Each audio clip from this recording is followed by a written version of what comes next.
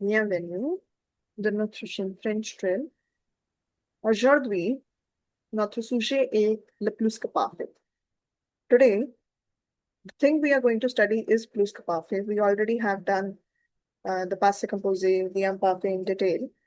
Now, this is, you can say, is the extended tense in l'indicatif.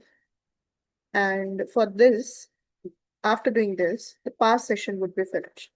But if I have to give you a quick reminder of what I'm talking about, or what were those tenses, let me draw a line over here. This is the situation we are right now in. Let us suppose this is present. Okay. If I say this is the present, so whatever in the past was, depending upon on that action, this situation, this past can be written in two ways in French. We know those two ways. The one is imparfait, which we call the l'imparfait, and the another one is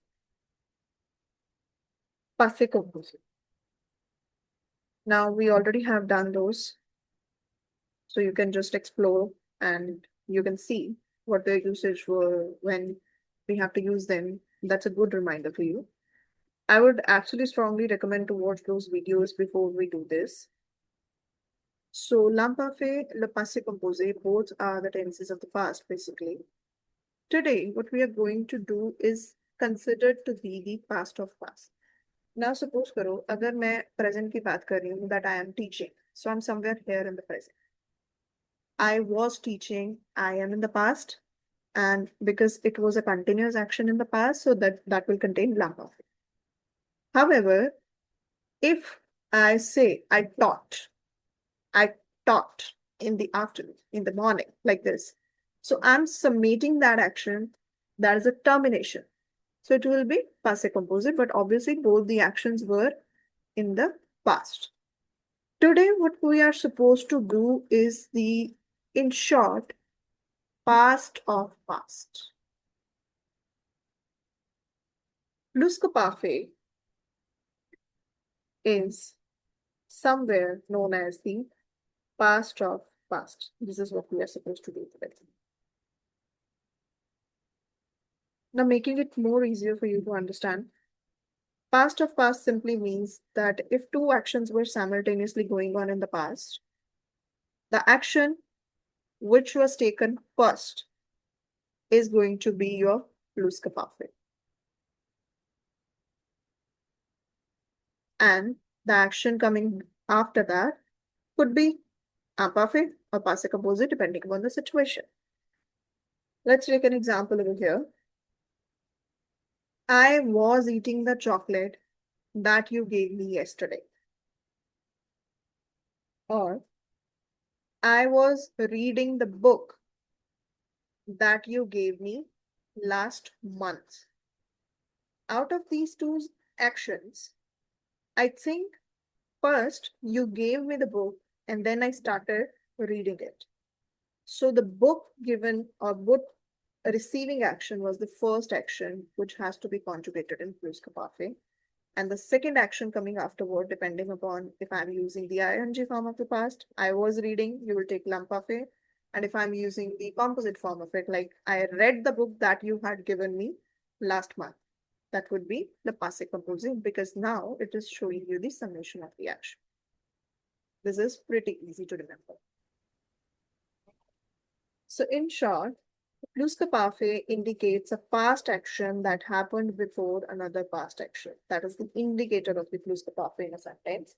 In English, it's mapped with had done, something like it can be seen as the past tense, means past of past.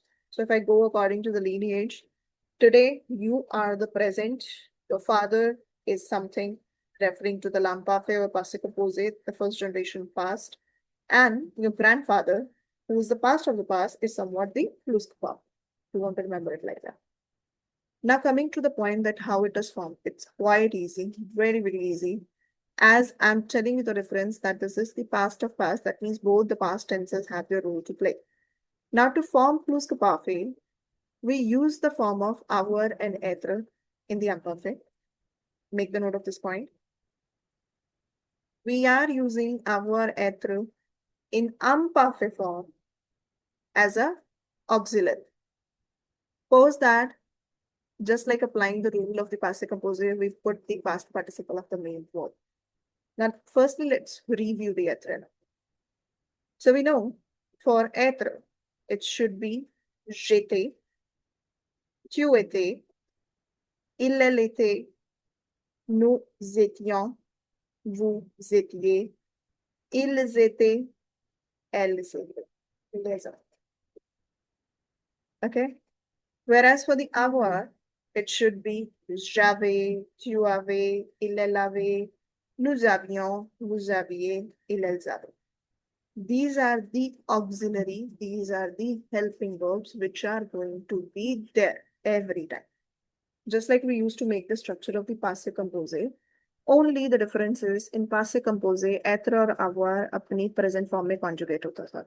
Je suis, tu es, il est, elle est, nous sommes, vous êtes, ils sont, elles sont. But here, this is already going to take a past conjugation and that too of imparfait. J'étais, tu étais, il elle était, nous étions, vous étiez, ils elles étaient. And the second auxiliary is going to be the avoir. In passé composé, again, the similar rule, we were using the present conjugation of it. But as we are making a past of past now, so we are going to take the imparfait conjugation of avoir already. For example, we have some examples below. He had always finished before the others. He had always finished. So wherever you see had, that is a clear indicator that you are going to use plus-que-parfait. Now, you need to check the main verb, that is finished.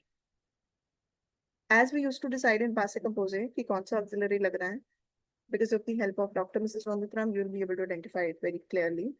If this verb is coming under the category of Dr. Mrs. Vanditram or it's a pronominal verb, this is going to be conjugated with être. But if it is not, it is going to be with avoir. As in this sentence. He had always finished before the others. So finished, we know its infinitive is finir, and finir does not come under the category of Dr. Mrs. Vanditram. I'm not going to get back to that because we already have videos. You can watch that if you don't remember. And if you remember, that's very good. Let's go ahead. So this is going to be conjugated with avoir. That's what we did. He had will become il avait. You can see that. He had will be il avait. For always, it is toujours. And we need to put the past participle of the main verb, which is finished. So with IR verb, we simply drop R, if you do remember. So it becomes fini. Before the others, this is simple translation, avant les autres. You can see all the composite tenses are following the same fashion.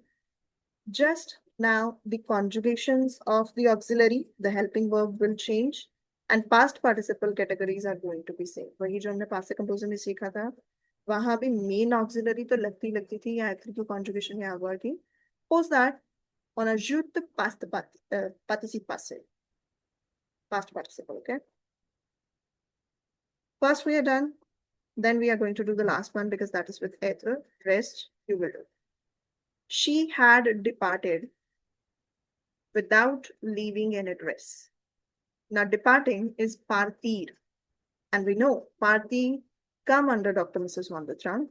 That's why this is going to take the auxiliary of être. According to L, this is going to be anything. You can see that in the conjugation. So departed will become parti, past participle of parti. And you know this rule why E is coming extra, because with être, we respect the rule of number and gender with past participle also. The rest is simple translation without this song. Leaving an address is laisser l'adresse.